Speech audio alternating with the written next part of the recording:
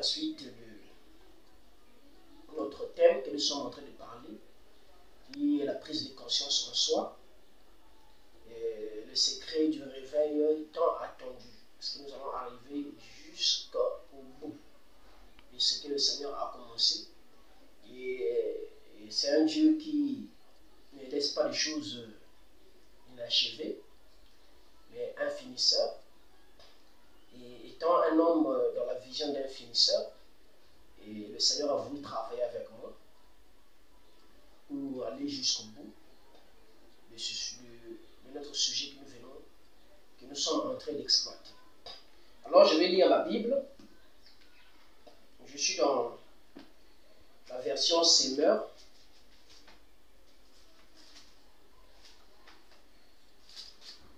Je vais prendre le livre de 2 Corinthiens.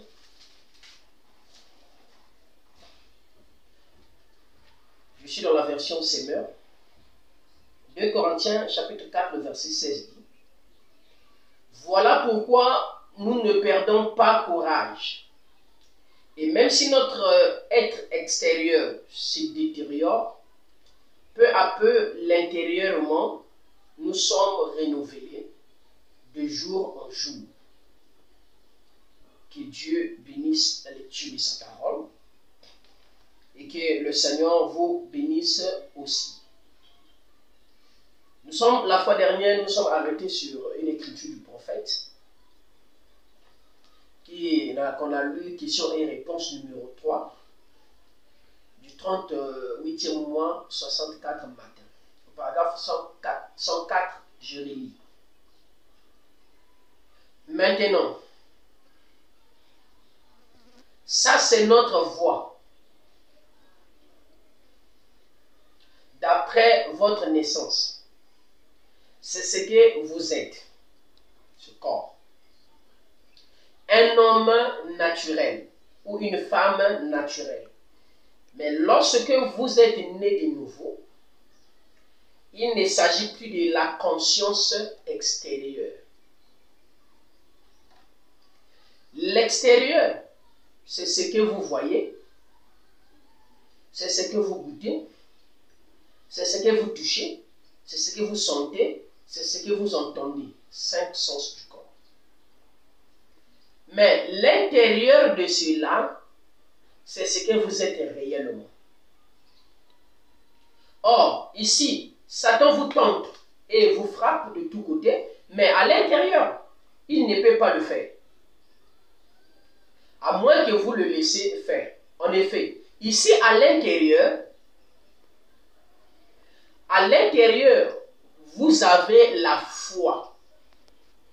Et la foi ne vient pas par la conscience extérieure qui résonne. Mais dans la foi, il n'y a aucun raisonnement. Vous l'avez reçu de Dieu et vous savez qu'elle est là, dans la conscience intérieure. Il n'y a aucun raisonnement. Peu importe combien cela semble faux, vous savez néanmoins que c'est juste. C'est ainsi dit le Seigneur. Voyez-vous, il n'y a rien qui puisse troubler cela, la foi. Rien ne peut troubler cela. Elle continue à avancer tout droit. Les difficultés ne signifient rien pour elle. Elle se fraye un chemin à travers cela, car c'est la parole. Donc vous voyez que cet homme que nous sommes en train de parler ici, nous avons dit au début que l'homme est un être tri. Et nous avons compris que celui que Dieu avait créé, c'était pas la poussière de la terre, donc pas la conscience extérieure, mais c'était la conscience intérieure qui est l'âme, le Fils qui était sorti du Père. Adam, dans Genèse 1, 26 et 27. Mais dans Genèse 2, 7, on a compris que c'est la poussière de la terre qui a été formée. Et on a pris Genèse 1, 7, on a mis dans Genèse 2, 27. Et Adam pouvait être dans les jardins d'Éden avec Ève, et ainsi de suite. Vous connaissez l'histoire de la jeunesse. Mais nous voulons plus parler de l'homme. L'homme en soi, c'est un mystère. Mais ce mystère-là, si vous ne le comprenez pas, vous serez dupé par la ruse du diable. Lorsque Adam a péché, cela a induit toutes les âmes en dehors de Christ, Jésus, tous les autres qui venaient sur la terre, cela avait induit leur âme dans la corruption. Donc leur âme était corrompue et était sous l'emprise de Satan. C'est ce qui faisait que tous les saints de l'Ancien Testament qui mouraient, ils étaient tous entre les mains du diable, c'est-à-dire dans la paradis qu'on appelle paradis d'attente. Vous voyez qu'ils n'étaient pas partis au ciel, que ce soit Enoch, que ce soit tous ces gens que vous connaissez là, des Genèse à Apocalypse, des Genèse jusqu'à la venue de Christ, tous ceux qui mouraient n'étaient pas allés au ciel. Ils étaient dans la paradis d'attente, dans la captivité, sous l'emprise du diable. Pourquoi? Parce que leur âme a été fondue à Satan par cet acte de l'incrédulité que Adam s'est lancé avec Ève. Donc tous les âmes étaient corrompus et étaient à l'œuvre pour servir que le diable. Vous voyez, il fallait que Jésus vienne avec le sang. Riche, lui étant le Rédempteur, Jésus est venu racheter pas ce corps ici. Jésus est venu payer le sang pour les âmes qui étaient en prison, les captives.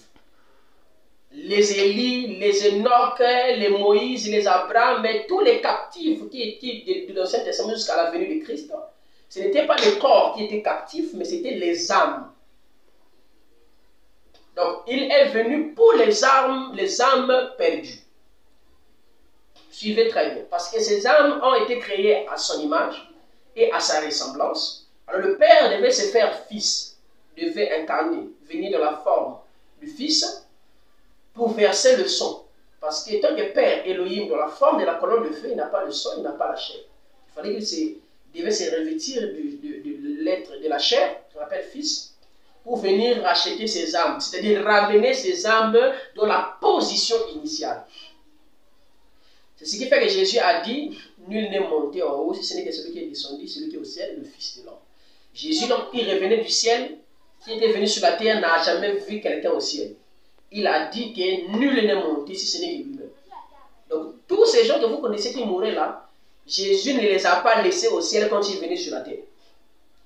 Ils étaient tous en bas ici. Ils attendaient que le prix soit payé afin qu'on les prenne. Et étant monté en haut, il est monté avec tous les captifs. Bref, nous ne sommes pas là. Nous sommes sur l'homme. Cet homme-là, nous avons dit, la conscience extérieure, c'est la naissance naturelle. C'est la naissance de papa et maman. Et vous pouvez avoir des traits de votre papa, et on dit que l'enfant là correspond vraiment à sa mère, elle est vraiment comme son oncle, parce que c'est la naissance naturelle. On peut appeler la naissance charnelle parce que c'est la chair. Donc vous voyez que c'est la conscience extérieure qui est dotée des 5 sens. L'ouïe, l'odorat, le toucher, le goûter et la vue. Donc vous voyez, tous ces 5 sens-là est doté à la conscience extérieure qui est la naissance naturelle, qui est l'homme né de la femme. Sa vie est courte, s'il vous plaît. Il n'est pas fils de Dieu. Il n'est pas pèlerin sur la terre. Lui-même, il est la terre. Le pèlerin, c'est l'étranger qui revenait d'ailleurs, qui est placé dans la terre, qui est ses éléments l'homme. C'est celui qu'on appelle pèlerin étranger. Le pèlerin, c'est le fils de Dieu, c'est le chrétien. C'est le croyant, c'est celui qui est pèlerin. Le pèlerin, ce n'est pas ces 16 éléments. Les 16 éléments et poussière, ça répartira la poussière de la terre. Il n'est jamais pèlerin, il est toujours là.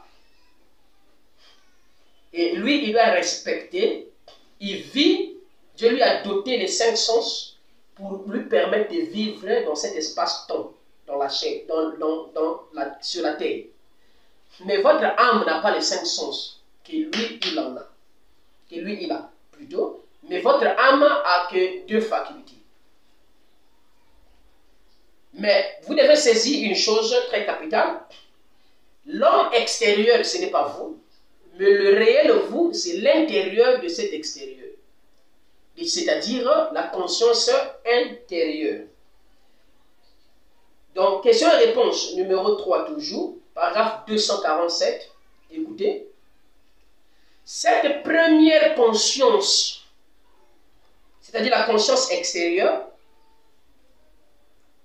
contrôle ce corps par la vue, saisissez très bien, la vue, le goût, le toucher, l'odorat et l'ouïe. Cette première conscience contrôle ce corps. Mais comment la conscience extérieure contrôle le corps? C'est au moyen de ces 5 messagers terrestres, qui sont les 5 sens dotés au corps, pour donner le message à votre état d'esprit, ou la conscience. Il dit, et cela nous a complètement embrouillé, et vous voyez, nous avons raison. Il dit, dans la brochure Dieu de cet âge mauvais, paragraphe 53, il dit, l'homme extérieur, c'est un être physique qui est dirigé par 5 sens. L'homme intérieur, c'est un homme esprit qui est dirigé par 5 sens, c'est-à-dire votre esprit, la conscience, l'amour, et ainsi de suite. Il dit, l'homme extérieur, c'est la vue, le goût, le toucher, l'odorat et l'ouïe. Mais l'intérieur de cet esprit, donc votre corps, votre esprit, mais de l'intérieur de votre esprit, il dit, c'est une âme. Et elle est contrôlée par une seule chose. Votre âme, c'est celui qu'on appelle fils de Dieu.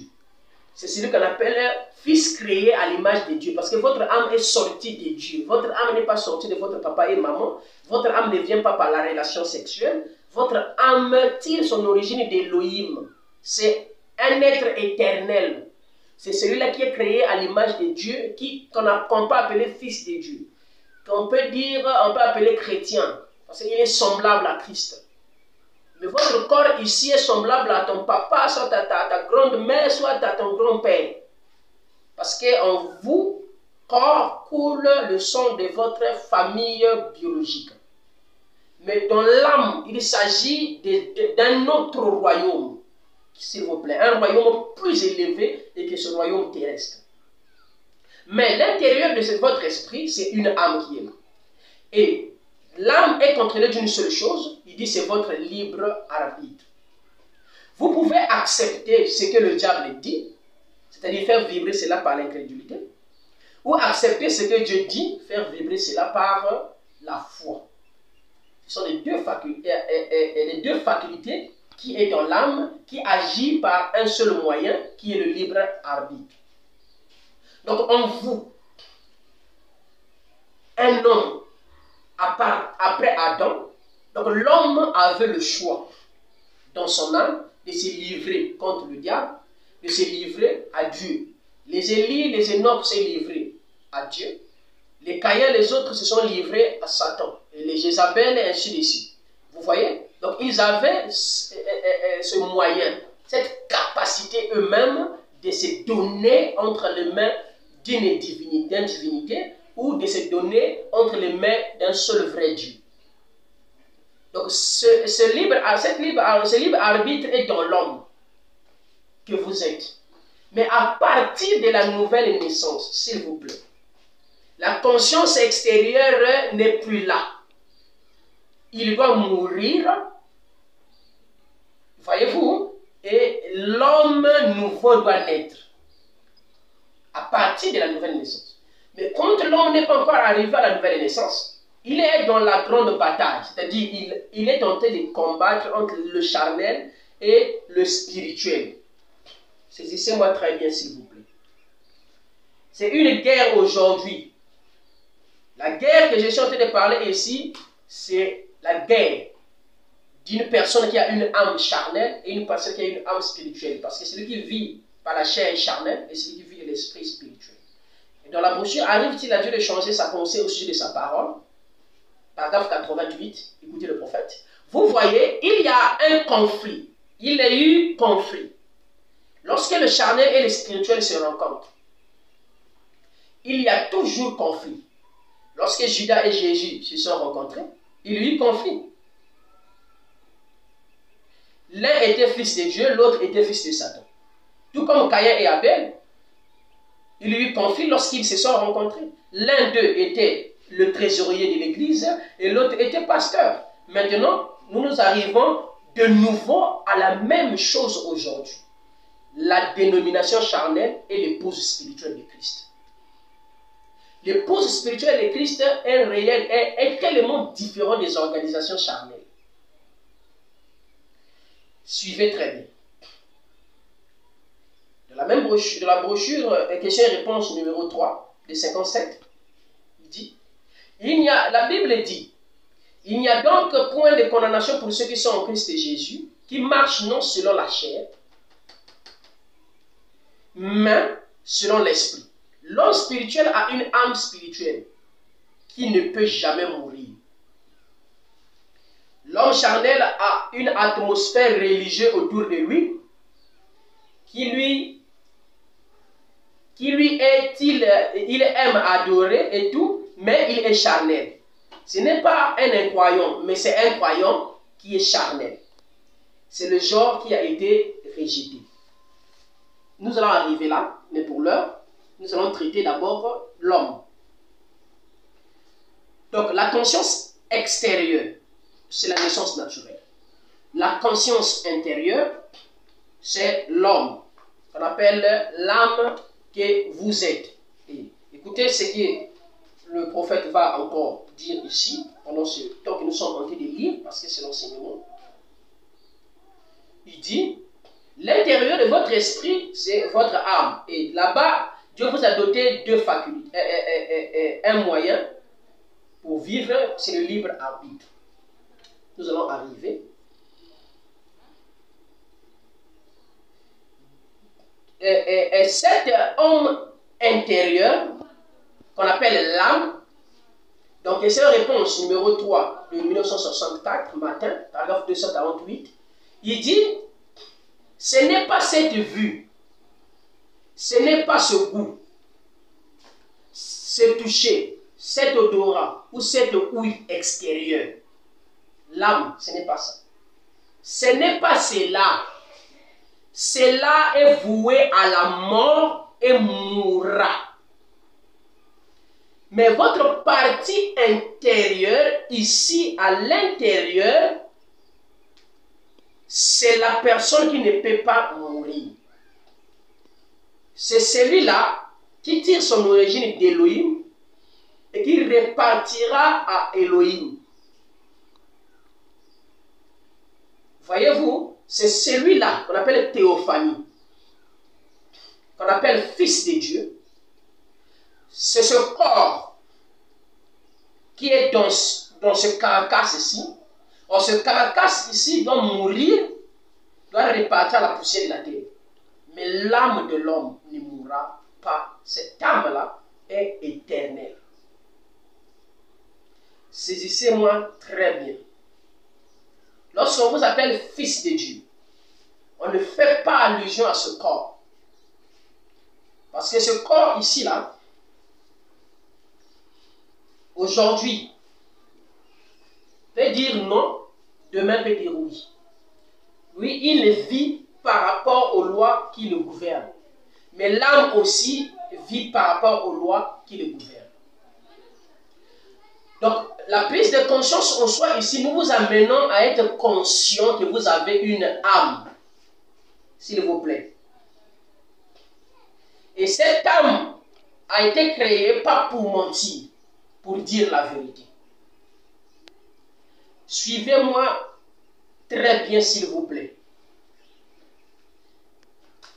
Cette âme doit être consciente. Et pour que cette âme soit consciente, c'est d'amener cette âme dans ce terrain que nous sommes en train de parler. L'âme va être dans le réveil parce que l'âme a été toujours consciente de sa position. Vous voyez-vous? Mais c'est l'homme, voyez-vous, qui conduit, voyez-vous, qui vit sur la terre. Cet homme ici, là, ce monsieur ici, voyez donc, veut faire croire que tout est limité par ce qu'il voit, par ce qu'il touche, par ce qu'il sent, par ce qu'il goûte. Donc pour lui, la vie s'arrête là.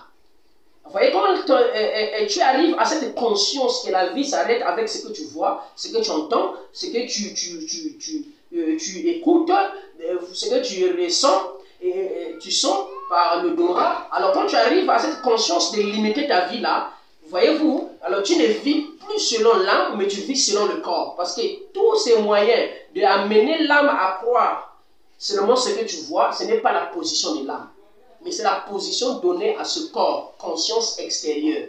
Lui, lorsqu'il voit rouge, il y croit, il amène ça à la conscience, et la raison accepte ça, et il dit oui, oui, c'est la couleur rouge, et tu le crois. Mais l'âme, quand l'âme voit la couleur noire, voyez-vous, les regards du cœur, quand l'âme voit noir, lui, il peut dire que c'est blanc, il dit que c'est la lumière, que la lumière soit. Les yeux voient noir. Il dit non, mais il n'y a pas la lumière ici. Il n'y a que le noir. Mais vous voyez qu'il y a deux langages différents. Celui qui est à l'intérieur et celui qui est à l'extérieur. Celui qui est à l'extérieur a les yeux de voir et il amène ça à la raison pour faire croire à la conscience que ce qu'il voit c'est vrai. Mais en réalité, ce qu'il voit c'est faux. Au-delà de la vue, il y a encore les regards du cœur, de l'âme. Et quand l'âme voit, l'âme change du ténèbre à la lumière. Et là où il y avait le ténèbre, les yeux commencent à voir la lumière. Vous voyez qu'il est en retard, il y a une force qui est plus que lui. Donc, votre raison à vous, vous devez faire très attention. Quel est le message qui vous fait croire que c'est vrai? Est-ce que c'est ce que les cinq sens ont recueilli ou bien c'est ce que l'âme vous donne? Donc, quand je dis qu'il faut amener cette âme à la conscience, ce sont les faits que je suis en train de vous présenter et que votre âme doit être là. Est-ce que un fils de Dieu peut vivre la vie que je suis en train de vivre? Tu te poses d'abord une question. Parce que nous sommes dans la prise de conscience. Lorsque le fils prodigue, qui était fils du Père, et que le Père lui a donné tous les biens, il est parti, voyez-vous, mais il a vécu une vie. Et après qu'il a compris que la vie que je suis en train de mener, ce n'est pas la vie que je devais mener, alors il est rentré dans la prise de conscience. La Bible dit qu'étant rentré en lui-même, c'est là que nous voulons amener notre âme. Vous devez être conscient que vous avez une âme qui tire son origine d'Élohim. Vous avez une âme qui n'est pas congolais, qui n'est pas français, qui n'est pas zaïrois, qui n'est pas gabonais, qui n'est pas partout là où vous êtes en train de me suivre. Mais vous avez une âme qui est divine, qui est Elohim. Donc cette âme-là, vous devez savoir, être conscient et pour savoir quelles sont les valeurs qui incarnent votre âme, pour savoir comment mettre cela à l'œuvre. Mais or, vous limitez votre vie par ce que vous voyez, par ce que vous entendez, par ce que vous goûtez, et par ce que vous sentez, et tout, alors que la vie n'est pas limitée. Vous voyez ça? Ça, ce n'est pas vous. C'est ce corps ici, ce corps ici vous empêche à mettre en valeur le vrai vous. Le vrai vous, c'est l'intérieur de ce corps. Lui, rien n'est impossible à lui. Nous allons arriver à la session des valeurs qu'il incarne. Mais vous devez être conscient d'abord. Mais pour amener l'âme à la prise de conscience, c'est se souvenir. Le secret d'amener l'âme à la prise de conscience, c'est se souvenir. C'est de rentrer en vous-même. Deuxième élément. Le fils prodigue a utilisé cet élément. Il est rentré en lui-même. Il commença à se souvenir en train de manger une mauvaise régime alimentaire. Mais il s'est souvenu quel est le régime alimentaire des mercenaires dans le royaume de mon père. Et pendant qu'il s'est mis à souvenir, il dit, oh, mais mon père traite bien les mercenaires. Il dit, non, je préfère répartir. Donc, le réveil est déclenché dans la vie de celui qui était mort à partir de la prise de conscience en soi. Le chemin du retour vers le royaume du Père a été ouvert à partir de la prise de conscience en soi. La force qui conduit vers le royaume a été mise en action à partir de la prise de conscience en soi. Donc vous voyez que c'est la clé du réveil. Donc le Fils devait rentrer en lui, il dit, oh, mais est-ce que le Père traite des mercenaires de la sorte? Il dit, non, non, question-réponse. Mais regardez la condition de votre vie, frère. Regardez la manière que vous êtes en train de vivre. Est-ce que c'est le corps ou bien c'est l'âme? Est-ce que vous êtes conscient de la situation que vous êtes en train de passer? Arrive un peu à ce niveau à se dire, est-ce que dans le royaume de mon Père, Dieu traite les anges de la sorte? Regarde un peu ta vie. Les anges qui sont dans le royaume du Père, est-ce qu'ils sont traités de la sorte? Alors ça va te révolter à aller revenir auprès du Père. Donc se souvenir. C'est la clé d'amener une âme à la prise de conscience. Rentrer en soi. C'est la clé d'amener une âme à la prise de conscience et à déclencher un réveil. Cette âme a le pouvoir de vous amener très loin dans la vie. Cette âme est en contact avec là où il tire son origine. Et si vous lui donnez la chance de vous conduire, vous ne serez pas déçu. Mais si vous donnez la chance à ce corps, la conscience extérieure qui est limitée, de vous conduire, vous allez souffrir dans la vie. C'est là où notre série du livre ouvert sur la prise de conscience, nous voulons amener le Fils de Dieu, s'il vous plaît. C'est de lui qu'il s'agit. Nous voulons amener le Fils de Dieu à la prise de conscience. Nous voulons les amener par cet enseignement à comprendre qui ils sont et comment ils doivent fonctionner et quelles sont les valeurs qu'ils incarnent et comment mettre cela en action. Dieu ne t'a pas créé pour souffrir. Dieu t'a créé pour que tu prennes position de la parole. Et ceux qui prennent position de la parole, Dieu prend position d'eux. Moi, si je suis devenu aujourd'hui ce que je suis, c'est parce que j'ai sacrifié même ma réputation. J'ai sacrifié la foule. J'ai sacrifié tout pour prendre ce que Dieu a dit et mettre cela en pratique. Et quand Dieu prend une personne comme ça, il le pèse. Il comprend que le monsieur là est utile pour l'utiliser dans le service. Suivez très bien. Vous devez savoir que vous avez un rôle à jouer. Mais ce rôle, vous devez le jouer avec Christ. Et si vous le jouez selon vous, vous allez échouer. Dieu ne vous a pas créé sur la terre ici pour souffrir. Mais vous souffrez, c'est parce qu'il vous manque de la connaissance. Mais gloire soit rendue à Dieu de ce qu'on a reçu un don de connaissance dans cet âge. Et la lumière est venue afin que tous les âmes des enfants de Dieu marchent dans la lumière. Je crois que nous allons développer ces éléments dans la suite de notre enseignement pour vous parler sur le Fils prodigue. Avec les deux éléments, la clé d'amener une âme à la prise de conscience pour déclencher quelque chose. Notez très bien que ce Fils, pour reprendre sa position dans le royaume de son Père, a utilisé la prise de conscience. Et le corps est soumis à la volonté de l'âme. Il ne peut rien faire. Tu arriveras à un niveau où tu diras que nous allons lire la Bible et lui, il obéit. Nous allons prier toute la nuit, il obéit. Nous allons aller à l'église, il obéit. Il n'a pas un mot à dire. Parce que celui qui gouverne a pris conscience de qui il est. Et le corps devient esclave. Tout ce qu'on va lui dire de faire dans l'âme, il le fera. On va gêner une semaine. Il va gêner, qu'il ne veuille ou pas. Il va gêner.